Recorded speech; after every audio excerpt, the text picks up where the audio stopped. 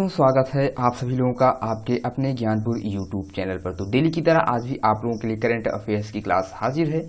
यहाँ पर हम डेली की तरह डिस्कस करने वाले हैं टॉप करंट अफेयर्स के क्वेश्चंस को और उनके साथ जितने भी स्टैटिक पॉइंट्स हो सकते हैं उन सभी स्टैटिक पॉइंट्स को। तो वीडियो के एंड तक आप लोग बने रहिए, काफ़ी कुछ यहाँ पर आप लोग सीख कर जाने वाले हैं और साथ ही साथ आप लोगों को सभी क्वेश्चंस का रिवीजन भी लास्ट में कराया जाएगा। ठीक है, तो चलिए आज के सेशन की ओर बढ़ते हैं और देखते हैं क्वेश्चंस को। तो फर्स्ट क्वेश्चन यहाँ पर दिया हुआ है, गुडनी जोहानसन किस देश के दोबारा से राष्ट्रपति बन गए हैं?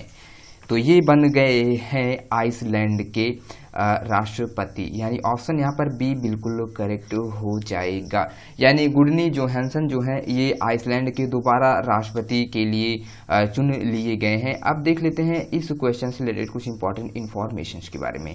तो बात आई है आइसलैंड की। तो आइसलैंड के चूंकि ये राष्ट्रपति चुने गए हैं तो राष्ट्रपति के बारे में भी एग्जाम्स में क्वेश्चंस बन सकते हैं। तो आइसलैंड के बारे में भी आप लोगों को थोड़ा बहुत जानकारी होनी चाहिए। जैसे कि आइसलैंड यह यूरोप महाद्वीप में स्थित है और आइसलैंड की राजधानी की बात करें तो रिकजेविक यहाँ की राजधानी है।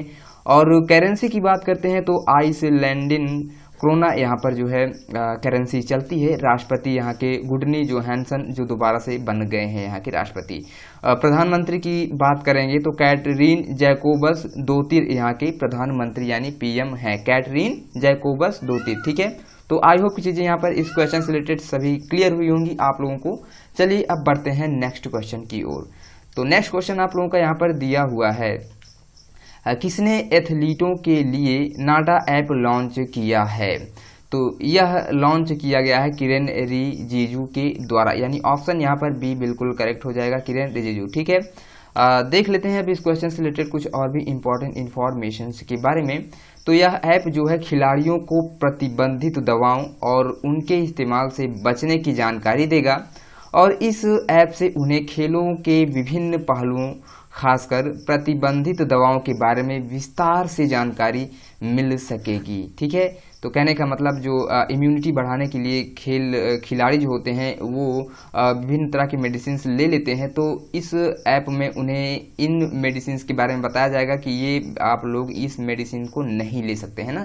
तो इसमें मेडिसिन विशिष्ट की जानकारी खिलाड़ियों को प्रदान की जाएगी जिससे कि वे जो है इन औषधियों या दवाइयों को लेकर अपनी इम्यूनिटी को बूस्ट ना कर पाएँ। ठीक है, और भी बात कर लेते हैं, देखते हैं किरेन रिजिजू को। तो ये हमारे देश के खेल मंत्री हैं, तो इनका नाम इम्पोर्टेंट बनेगा क्योंकि ये हमारे देश के खेल मंत्री हैं, किरेन रिजिजू। ठीक है, चलिए अब देख लेते हैं नाडा से रिलेटेड और भी कुछ इंपॉर्टेंट इन्फॉर्मेशन के बारे में। तो सबसे पहली बात तो आप लोगों को नाडा का फुल फॉर्म पता होना चाहिए। तो नाडा का फुल फॉर्म होता है नेशनल एंटी डोपिंग एजेंसी। ठीक है, जिसे हिंदी में आप लोग राष्ट्रीय डोपिंग विरोध संस्थान भी कहते हैं। स्थापना इसकी 24 नवंबर 2005 में की गई थी और मुख्यालय इसका नई दिल्ली में है। ठीक है, मुख्यालय कहाँ पे है? तो नई दिल्ली में इसका मुख्यालय है। मुख्यालय इसका आप लोगों को पता होना चाहिए एटलीस्ट, और इसका फुल फॉर्म। ठीक है, ये दो चीज़ें तो बेहद ही इंपॉर्टेंट है।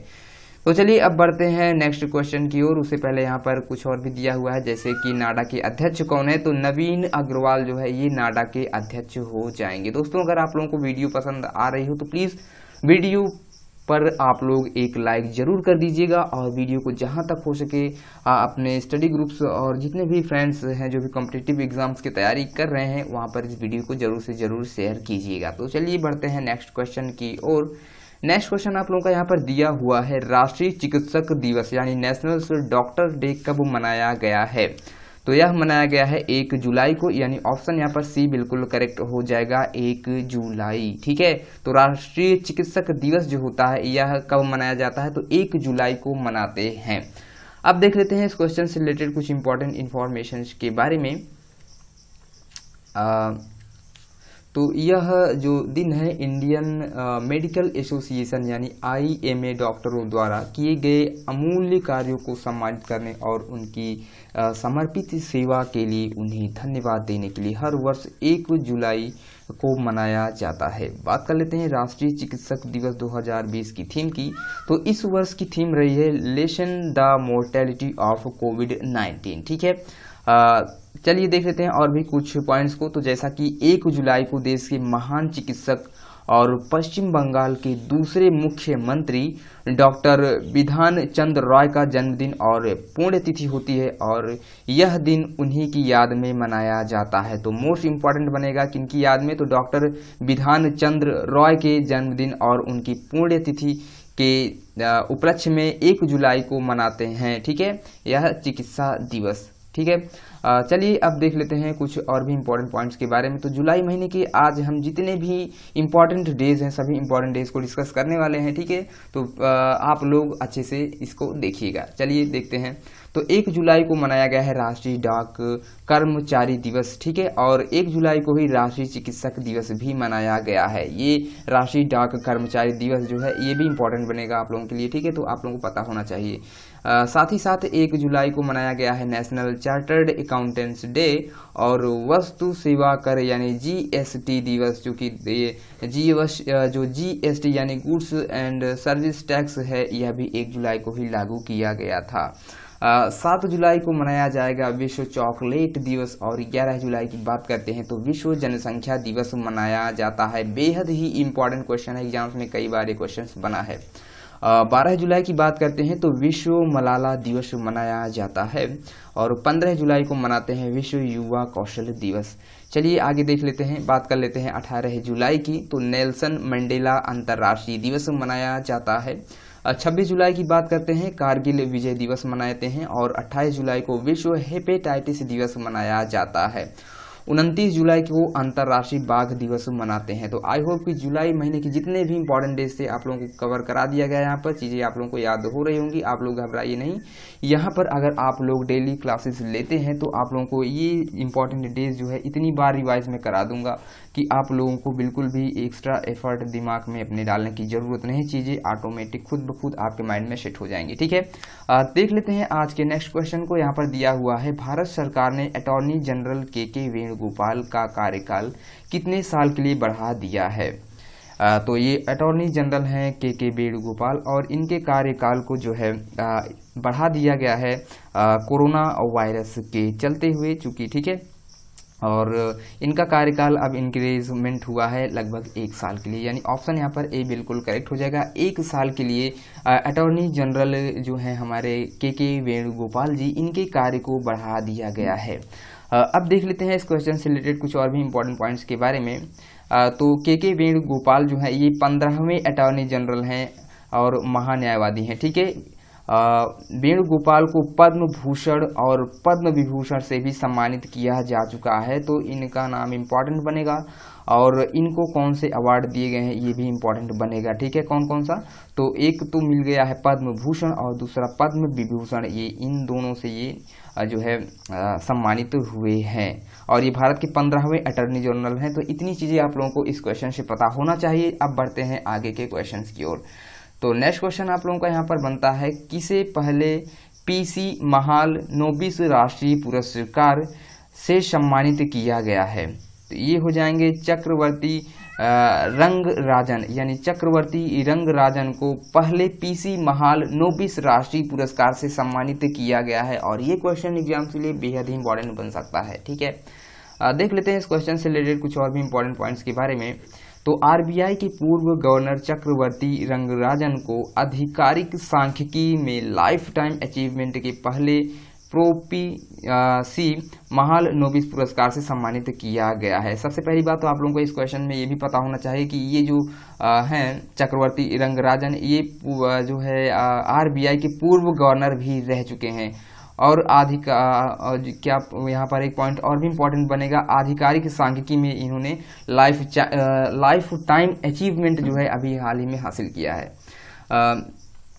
नेक्स्ट पॉइंट यहाँ पर दिया हुआ है, उन्हें राष्ट्रीय आय के आकलन से संबंधित मुद्दों का समाधान प्रदान करने के लिए दिए उनके उत्कृष्ट योगदान के लिए लाइफ टाइम अचीवमेंट अवार्ड दिया गया है। तो ये पॉइंट इंपॉर्टेंट बनेगा आप लोगों के एग्जाम्स के लिए, ये भी पॉइंट इंपॉर्टेंट बनेगा क्योंकि ये पूर्व गवर्नर भी रह चुके हैं RBI के बारे में आप लोगों को पता ही है, रिजर्व बैंक ऑफ इंडिया। ठीक है, इंडियन करेंसीज को यही जारी करता है। चलिए बढ़ते हैं नेक्स्ट क्वेश्चन की ओर। नेक्स्ट क्वेश्चन आप लोगों का यहाँ पर दिया हुआ है, नेशनल चार्टर्ड अकाउंटेंट्स डे कब मनाया गया है। तो पहले ही मैंने बता दिया गया है इसमें इस क्वेश्चन में कुछ खास नहीं है, क्योंकि पिछले क्वेश्चन में हमने डिस्कस किया इंपॉर्टेंट डेज वाले सेशन में अभी। ठीक है, तो ऑप्शन सी बिल्कुल करेक्ट हो जाएगा। 1 जुलाई को ही मनाया गया नेशनल चार्टर्ड अकाउंट डे। चलिए देख लेते हैं कुछ और भी इंपॉर्टेंट इन्फॉर्मेशन को इस क्वेश्चन से। तो यह दिवस जो है 1949 में भारत संसद द्वारा की गई institute of chartered accountants of India की स्थापना के उपलक्ष्य में मनाया जाता है। हर वर्ष ICAI की स्थापना के दिन चार्टर्ड अकाउंटेंट को सम्मानित करने के लिए CA दिवस मनाते हैं। तो इतनी चीज़ें आप लोगों को पता होनी चाहिए इस क्वेश्चन से रिलेटेड। फिलहाल 1 जुलाई आप लोग माइंड में रख लीजिए और कोई विशेष इसमें याद रखने के लिए ज़रूरत नहीं है। बढ़ते हैं नेक्स्ट क्वेश्चन की ओर। नेक्स्ट क्वेश्चन आप लोगों का यहाँ पर बनता है, कहाँ पर कोविड-19 मरीजों के लिए इलाज के लिए भारत का पहला प्लाज्मा बैंक खोला जाएगा। ठीक है, तो यह जो प्लाज्मा बैंक है यह खोला जाएगा नई दिल्ली में, यानी ऑप्शन बी बिल्कुल करेक्ट हो जाएगा। तो नई दिल्ली में कोविड-19 के जो मरीज हैं उनके इलाज के लिए भारत का पहला प्लाज्मा बैंक खोला जाएगा। देख लेते हैं इस क्वेश्चन से रिलेटेड और भी कुछ इंपॉर्टेंट पॉइंट्स यहाँ पर बनते हैं। तो इसका जो उद्देश्य है वह क्या है, तो कोविड-19 से स्वस्थ हुए लोगों को अपना प्लाज्मा डोनेट करने के लिए प्रोत्साहित करेगी, क्योंकि ये जो प्लाज्मा है इनके जो भी कोविड-19 से पीड़ित रह चुके हैं और इस समय में स्वस्थ हो गए हैं, तो उनके प्लाज्मा को लेकर के जो अभी कोविड-19 से पीड़ित व्यक्ति हैं उनका इलाज किया जाएगा। और इस प्लाज्मा की थ्योरी द्वारा इलाज काफ़ी सक्सेसफुल हो रहा है, इसलिए इस मेथड को अपनाया जा रहा है। चलिए अब बढ़ते हैं नेक्स्ट क्वेश्चन की ओर। नेक्स्ट क्वेश्चन आप लोगों का यहाँ पर दिया हुआ है, किस देश ने 36वां आसियान शिखर सम्मेलन वर्चुअली आयोजित किया है? तो यह आयोजित किया गया है वियतनाम के द्वारा, यानी ऑप्शन यहाँ पर ए बिल्कुल करेक्ट हो जाएगा। तो वियतनाम देश में 36वां आसियान शिखर सम्मेलन आयोजित किया गया है। देख लेते हैं इस क्वेश्चन से रिलेटेड कुछ इंपॉर्टेंट इन्फॉर्मेशन के बारे में। तो सबसे पहली बात, तो इस शिखर सम्मेलन का जो मुख्य उद्देश्य है वह कोविड-19 महामारी के बाद रिकवरी और भागीदारों के साथ भविष्य में सहयोग को बढ़ावा देना है। इस शिखर सम्मेलन का विषय की बात करते हैं तो कोहेसिव एंड रेस्पॉन्सिव आसियान हो जाएगा। क्या विषय है? तो कोहेसिव एंड रेस्पॉन्सिव आसियान। ठीक है, चलिए देख लेते हैं नेक्स्ट पॉइंट को। यहाँ पर दिया हुआ है आसियान की बात आई है, तो आसियान से रिलेटेड भी आप लोगों को जानकारी होनी चाहिए। तो बात कर लेते हैं आसियान की। तो आसियान का सबसे पहली बात तो फुल फॉर्म की बात करेंगे तो association of south east ASEAN Nations. स्थापना की बात करेंगे तो 8 अगस्त 1967 में इसकी स्थापना की गई थी और मुख्यालय जकार्ता इंडोनेशिया में है। अध्यक्ष कौन है? तो ली सिन लुंग इसके अध्यक्ष हैं और महासचिव की बात करते हैं तो लीम जैक होई इसके महासचिव हो जाएंगे। आसियान जो है दक्षिण पूर्व एशियाई राष्ट्रों का एक संगठन है। तो इतनी चीज़ें आप लोगों को पता होनी चाहिए आसियान से रिलेटेड भी। चलिए बढ़ते हैं और भी कुछ पॉइंट्स को डिस्कस करते हैं। तो सदस्य देश इसमें जो 10 हैं वे कौन कौन से हैं देख लेते हैं। तो Brunei, Cambodia, Indonesia, Laos, Malaysia, Myanmar, Philippines, Singapore, Thailand और वियतनाम। ठीक है, तो इतने सदस्य देश इसमें शामिल हैं। आसियान जो है 8 अगस्त को मनाया जाता है। कब? तो 8 अगस्त को मनाते हैं आसियान दिवस। और बात कर लेते हैं मोटो की क्या है। तो मोटो है इसका एक दृष्टि, एक पहचान, एक समुदाय। ठीक है, तो चीज़ें क्लियर होंगी इस क्वेश्चन से रिलेटेड। चलिए बढ़ते हैं नेक्स्ट क्वेश्चन की ओर। तो नेक्स्ट क्वेश्चन आप लोगों का यहाँ पर बनता है राष्ट्रीय डाक कर्मचारी दिवस यानी नेशनल पोस्टल वर्कर्स डे कब मनाया गया है? तो 1 जुलाई को, पहले ही मैंने बता दिया आप लोगों को। ठीक है, ऑप्शन सी बिल्कुल यहाँ पर करेक्ट हो जाएगा। देख लेते हैं कुछ यहाँ पर क्या बातें दी गई हैं। तो यह दिवस विश्व भर में डाक कर्मियों द्वारा की जाने वाली सेवा के सम्मान में हर वर्ष जो है 1 जुलाई को मनाया जाता है। हाँ, बात आई है इंडियन पोस्ट की। ठीक है, चलिए देख लेते हैं इंडियन पोस्ट के बारे में भी। तो जिसे आप लोग भारतीय डाक कहते हैं, इसकी स्थापना 1 अप्रैल 1854 में ही कर दी गई थी। मुख्यालय इसका नई दिल्ली में है। तो इतनी चीज़ें आप लोगों को पता होनी चाहिए इंडियन पोस्ट के बारे में। बढ़ते हैं अब आज के नेक्स्ट क्वेश्चन की ओर। उससे पहले मैं आप लोगों से रिक्वेस्ट करना चाहूँगा कि अगर अभी तक आप लोगों ने ज्ञानपुर यूट्यूब चैनल को सब्सक्राइब नहीं किया है तो प्लीज़ चैनल को सब्सक्राइब कर दीजिएगा और अपने सभी स्टडी ग्रुप से जितने भी फ्रेंड्स हैं वहाँ पर वीडियो को शेयर भी कर दीजिएगा। तो नेक्स्ट क्वेश्चन यहाँ पर बनता है, किस राज्य सरकार ने हमारा घर हमारा विद्यालय अभियान शुरू किया है? तो हमारा घर हमारा विद्यालय ये अभियान शुरू कर दिया गया है मध्य प्रदेश राज्य सरकार के द्वारा, यानी ऑप्शन यहाँ पर बी बिल्कुल करेक्ट हो जाएगा। चलिए देखते हैं इस क्वेश्चन से रिलेटेड कुछ और भी इंपॉर्टेंट पॉइंट्स के बारे में। तो यह योजना जो है ऑनलाइन कक्षाओं के माध्यम से अपने घर पर पढ़ाए जाने वाले बच्चों के लिए स्कूल जैसा माहौल प्रदान करेगी। ठीक है, क्योंकि बात आई है एमपी, यह योजना जो है मध्य प्रदेश राज्य सरकार के द्वारा ही शुरू की गई है। तो इस क्वेश्चन में हम मध्य प्रदेश से रिलेटेड फैक्ट्स को क्लियर करते हुए चलेंगे। तो राजधानी यहाँ की भोपाल है, मुख्यमंत्री शिवराज सिंह चौहान जो कि बीजेपी पार्टी से जुड़े हुए हैं, गवर्नर लालजी दास टंडन जी हैं। दोस्तों मैंने इस लेकिन अभी क्या है कि अभी लालजी टंडन जी की अभी थोड़ी सी तबीयत खराब होने की वजह से अभी आनंदीबेन जो पटेल हैं, जो कि उत्तर प्रदेश की भी राज्यपाल हैं, अभी ये कार्यभार जो है मध्य प्रदेश का भी आनंदीबेन पटेल जी ही संभाल रही हैं। ठीक है, तो अभी लालजी टंडन जी अभी छुट्टी पर हैं और इनकी जगह पर आनंदीबेन पटेल जी हैं। ठीक है, चलिए देख लेते हैं नेक्स्ट पॉइंट को। यहाँ पर दिया हुआ है मध्य प्रदेश के उच्च न्यायालय के जो मुख्य न्यायाधीश हैं उनका नाम अजय कुमार मित्तल है। और यहाँ पर लोकसभा की सीटों की बात करते हैं तो 29 यानी 29 सीटें यहाँ पर लोकसभा के लिए और 11 सीटें यहाँ पर राज्यसभा के लिए हैं। विधानसभा की हम बात करते हैं तो 230 सीटें यहाँ पर विधानसभा के लिए है। मध्य प्रदेश के 5 पड़ोसी राज्य हैं, कौन से? तो महाराष्ट्र, छत्तीसगढ़, उत्तर प्रदेश, राजस्थान और गुजरात। दोस्तों पिछली वीडियोस में मैंने पिछले दिन की वीडियोस में एमपी को मैंने अच्छे से डिस्कस किया था, इन सभी पॉइंट्स को बताया था, इसलिए यहाँ पर मैं तेजी के साथ इन चीज़ों को लेकर चलूंगा। बस आप लोगों को रिवीजन पोर्शन को ही बताऊंगा फटाफट। ठीक है, वैसे भी मैं जितनी भी बार एमपी हुआ या यूपी हुआ, कोई भी स्टेट आती है तो मैं उसको डिटेल में जितने भी स्टैटिक पॉइंट्स होते हैं सभी को आप लोगों को इसी तरह से क्लियर कराते हुए चलता हूँ। तो आप लोगों से इसलिए कहता हूँ कि जो भी चीज़ें हों आप उसे बहुत ज़्यादा एक्स्ट्रा एफर्ट माइंड पर अपने मत डालिएगा, केवल आप लोग डेली बेसिस पर वीडियो वॉच कीजिएगा। आप लोगों को चीज़ें खुद ब खुद ही याद होने लग जाएंगी और आप लोगों को कब याद हो जाएंगी आपको खुद भी नहीं पता होगा। बस आप लोगों के सामने क्वेश्चन आएगा और उसे कब सॉल्व कर देंगे ये आप लोग ही जो है जान नहीं पाएंगे। तो चलिए अभी बढ़ते हैं नेक्स्ट क्वेश्चन की ओर। उससे पहले यहाँ पर कुछ और भी पॉइंट्स बनते हैं एमपी से रिलेटेड, चलिए फटाफट देख लेते हैं इन सभी क्वेश्चंस को भी। तो सबसे पहली बात तो मध्य प्रदेश में जो राष्ट्रीय उद्यान है बेहद इंपॉर्टेंट है और यहाँ से भी क्वेश्चन एग्जाम्स में बहुत सारे बनते हैं। तो कान्हा राष्ट्रीय उद्यान हो गया, माधव राष्ट्रीय उद्यान, बांधवगढ़ राष्ट्रीय उद्यान, पन्ना राष्ट्रीय उद्यान, सतपुड़ा राष्ट्रीय उद्यान, वन विहार राष्ट्रीय उद्यान, इंदिरा प्रियदर्शनी पेंच राष्ट्रीय उद्यान, संजय राष्ट्रीय उद्यान, मंडला प्लांट फोसिल, ये सभी जितने भी नेशनल पार्क्स हैं ये आपके मध्य प्रदेश में ही हैं। चलिए देख लेते हैं कर्क रेखा की बात कर लेते हैं। तो जो कर्क रेखा है यह भारत के मध्य प्रदेश राज्य से होकर के गुजरती है और कर्क रेखा भारत के 8 राज्यों से होकर निकलती है। ये 8 राज्य कौन कौन से हैं? तो गुजरात, राजस्थान, मध्य प्रदेश, छत्तीसगढ़, झारखंड, पश्चिम बंगाल, त्रिपुरा और मिजोरम, यही ऐसे 8 राज्य हैं जहां से यह कर्क रेखा होकर के गुजरती है। और ये पॉइंट बहुत ही इंपॉर्टेंट बनता है एग्जाम्स के लिए आपके। ठीक है, तो इसीलिए मैं बार बार कहता हूं कि आप लोगों को पता होना चाहिए कितने स्टेट्स हैं जहां से कर्क रेखा होकर के गुजरती है और कौन कौन से वे स्टेट्स हैं। ठीक है, उनके नाम भी पता होने चाहिए आप लोगों को और साथ ही साथ आप लोगों को इनका क्रम भी पता होना चाहिए कि पूरब से कौन सा है और पश्चिम से कौन सा है। तो इस तरह से चीज़ें आप लोगों को क्लियर होनी चाहिए। चलिए बढ़ते हैं नेक्स्ट क्वेश्चन की ओर। नेक्स्ट क्वेश्चन यहाँ पर दिया हुआ है, विश्व बैंक ने किस भारतीय राज्य की किफ़ायती आवास परियोजनाओं के लिए $250 मिलियन ऋण को मंजूरी दे दी है?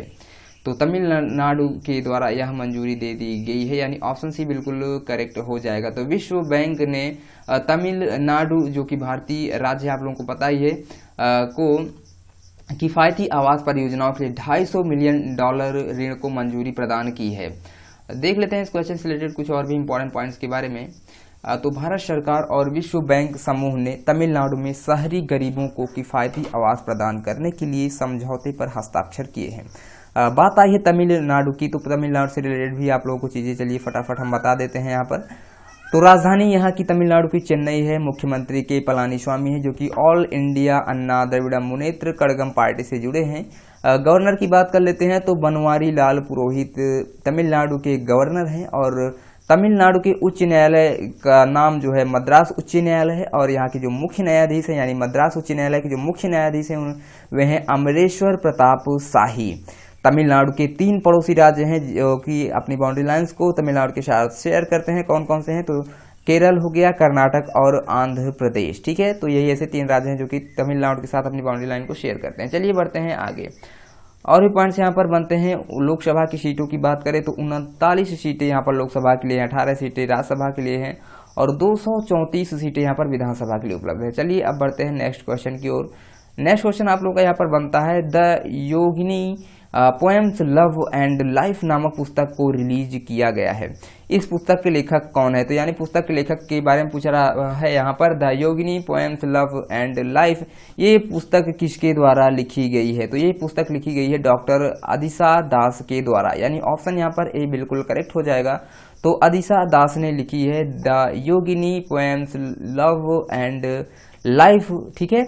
और बढ़ते हैं अब नेक्स्ट क्वेश्चन की ओर, चूंकि यहाँ पर बस इससे ज़्यादा इंपॉर्टेंट कुछ भी नहीं बन सकता है। बुक्स के ऑथर का नेम और बुक्स का नेम आप लोगों को पता होना चाहिए, ठीक है। चलिए नेक्स्ट क्वेश्चन और आज का लास्ट क्वेश्चन, इसके बाद हम सभी क्वेश्चंस का आप लोगों के सामने फटाफट रिवीजन भी करा देंगे, जिससे चीज़ें आप लोगों को इसी वीडियो में याद हो जाए। यहाँ पर दिया हुआ है, नई सदी में क्रिकेट के सबसे वैल्यूएबल टेस्ट प्लेयर्स की लिस्ट जारी की गई है, इसमें शीर्ष स्थान पर कौन रहे हैं? तो पूछा जा रहा है इसमें, ठीक है। नंबर 1 पोजीशन तो मुथैया मुरलीधरन रहे हैं इसमें शीर्ष स्थान पर, यानी ऑप्शन यहाँ पर बी बिल्कुल करेक्ट हो जाएगा। तो नई सदी में क्रिकेट के सबसे वैल्यूएबल टेस्ट प्लेयर की लिस्ट जारी की गई है, जिसमें मुथैया मुरलीधरन को फर्स्ट पोजीशन मिला है। देख लेते हैं इस क्वेश्चन से रिलेटेड कुछ और भी इंपॉर्टेंट पॉइंट्स के बारे में। तो पहले स्थान पर श्रीलंका के मुथैया मुरलीधरन रहे हैं और भारतीय ऑलराउंडर रविंद्र जडेजा जो हैं ये दूसरे स्थान पर रहे हैं, तथा तीसरे स्थान पर ऑस्ट्रेलिया के स्टीव स्मिथ रहे हैं। तो इतनी चीज़ें आप लोगों को पता हो गई होंगी इस क्वेश्चन से रिलेटेड। चलिए अब फटाफट इन सभी क्वेश्चंस का रिवीजन आप लोगों के सामने करा दिया जाए, जिससे कि आप लोगों को सभी चीज़ें इसी वीडियो में याद हो जाए। उससे पहले मैं आप लोगों से फिर से एक बार कहना चाहूँगा कि ज्ञानपुर यूट्यूब चैनल को ज़्यादा से ज़्यादा अपने स्टडी ग्रुप्स और जितने भी स्टूडेंट्स हैं वहाँ पर इसे शेयर कर दीजिएगा। और साथ ही साथ अगर अभी तक आपने भी सब्सक्राइब नहीं किया तो जो है सब्सक्राइब कर लीजिएगा और बेल आइकन को प्रेस कर दीजिएगा, जिससे वीडियोज़ की नोटिफिकेशन आप लोगों को टाइमली मिलती रहे, ठीक है। चलिए देखते हैं नेक्स्ट पॉइंट को, और यहाँ पर फटाफट हम सभी क्वेश्चंस का रिवीजन करते हैं। तो फर्स्ट क्वेश्चन अभी हमने देखा, गुडनी जोहानसन किस देश के दोबारा से राष्ट्रपति बने हैं? तो आइसलैंड के बन गए हैं। नेक्स्ट क्वेश्चन है, किसने एथलीटों के लिए नाडा ऐप को लॉन्च किया है? तो किरेन रिजिजू के द्वारा, ये खेल मंत्री हैं हमारे, ठीक है। नेक्स्ट क्वेश्चन है, राष्ट्रीय चिकित्सक दिवस यानी नेशनल डॉक्टर्स डे कब मनाया गया? तो 1 जुलाई को मनाया गया है। नेक्स्ट क्वेश्चन की ओर बढ़ते हैं। यहाँ पर दिया हुआ है, भारत सरकार ने अटॉर्नी जनरल के वेणुगोपाल का कार्यकाल कितने साल के लिए बढ़ा दिया गया है? तो 1 साल के लिए बढ़ा दिया गया है। नेक्स्ट क्वेश्चन है, किसे पहले पीसी महालनोबिस राष्ट्रीय पुरस्कार से सम्मानित किया गया है? तो चक्रवर्ती रंगराजन को सम्मानित किया गया है। नेक्स्ट क्वेश्चन की ओर बढ़ते हैं, नेशनल चार्टर्ड अकाउंट्स डे कब मनाया गया? तो 1 ही जुलाई को यह भी मनाया गया है। नेक्स्ट क्वेश्चन यहाँ पर है, कहाँ पर कोविड-19 मरीजों के लिए इलाज के लिए भारत का पहला प्लाज्मा बैंक खोला जाएगा? तो दिल्ली में खोला जाएगा भारत का पहला प्लाज्मा बैंक। नेक्स्ट क्वेश्चन यहाँ पर बनता है, किस देश में 36वां आसियान शिखर सम्मेलन वर्चुअली आयोजित किया गया है? तो वियतनाम में इसे आयोजित किया गया है। नेक्स्ट क्वेश्चन देख लेते हैं, राष्ट्रीय डाक कर्मचारी दिवस यानी नेशनल पोस्टल वर्कर्स डे कब मनाया गया है? तो 1 जुलाई को मनाया गया है। नेक्स्ट क्वेश्चन है, किस राज्य सरकार ने हमारा घर हमारा विद्यालय अभियान को शुरू किया है? तो मध्य प्रदेश राज्य सरकार के द्वारा इसे शुरू किया गया है। नेक्स्ट क्वेश्चन बनता है, किस विश्व बैंक ने किस भारतीय राज्य की किफायती आवास परियोजना के लिए $250 मिलियन ऋण को मंजूरी दे दी है? तो तमिलनाडु राज्य पर, ठीक है, राज्य को दिया गया है $250 मिलियन का ऋण, ठीक है, विश्व बैंक के द्वारा। नेक्स्ट क्वेश्चन बनता है, the Yogini poems love and life नामक पुस्तक को रिलीज किया गया है, इस पुस्तक के लेखक कौन है? तो डॉक्टर आदिशा दास हैं इस पुस्तक के लेखक। आज का रिवीजन का लास्ट क्वेश्चन है, यहाँ पर दिया हुआ है, नई सदी में क्रिकेट के सबसे वैल्यूएबल टेस्ट प्लेयर्स की लिस्ट में जारी की गई है, इसमें शीर्ष पर कौन है? तो मुथैया मुरलीधरन को शीर्ष स्थान मिला हुआ है। तो आई होप कि दोस्तों वीडियो आप लोगों को पसंद आया होगा। अगर वीडियो पसंद आया तो प्लीज़ वीडियो को लाइक कर दीजिएगा और वीडियो को जहां भी संभव हो सके आप लोग शेयर भी कर दीजिएगा, ठीक है। चलिए फिर मिलते हैं नेक्स्ट वीडियो में, तब तक के लिए जय हिंद जय भारत।